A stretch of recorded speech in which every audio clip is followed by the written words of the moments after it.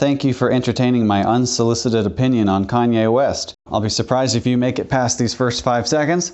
Anyway, over the past several years, I have heard many people who express discomfort, or worse, about associations between Kanye West, Kim Kardashian West, Justin Bieber, etc., and Christianity in general.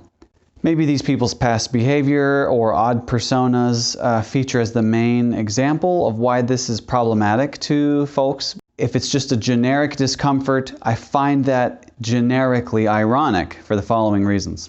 First, Christianity should not be famous for the perfection of its adherents, but for being a faith known for its message of forgiveness, even of kooky people.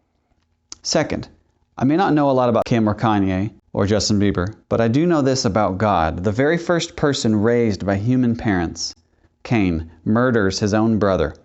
And instead of God putting him to death right then and there, he speaks kindly to him, encourages him to fight sin, and places a mark of protection on him in conversations both before and after the murder. When God reveals himself to Moses, he says he's slow to anger, rich in love. A prostitute is famous for keeping Israel's spies safe, and she is honored for her faith in God's power instead of ridiculed for her past. King David himself was guilty of adultery and murder, yet the child of his adulterous marriage, Solomon, inherits the throne and is in the ancestry of none other than Jesus Christ himself. See Matthew 1. In fact, probably every Sunday, a preacher somewhere reminds the congregation that the Bible refers to Jesus as friend of sinners.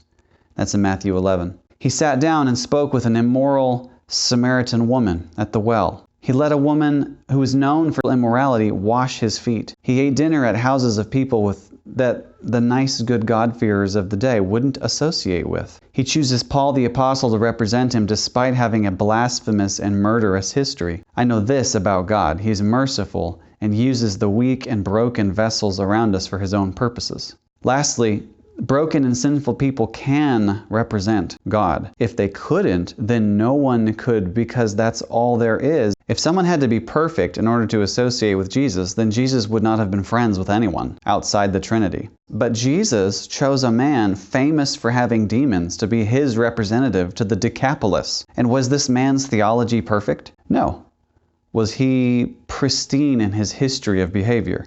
No, he was famous for being naked in tombs and attacking people. Okay, so I get it. Big picture. If you don't like what Kanye West or Kim Kardashian West or Justin Bieber say about God, that's one thing. If you're concerned with accurate theology and you feel that some public persona's doctrine is off, then just preach it better and in a spirit of charity. But if the problem is that you just don't like being associated with them directly or indirectly because of their past or weird personas, then you need to get to know Jesus' personality better, because he was not ashamed to associate with the lowly. Maybe it's not that you don't find them good enough to be with Jesus. Maybe you personally don't want to associate with them. And then that leads me to the last question. If Jesus was at a party with sinners, would you not want to go because sinners are there?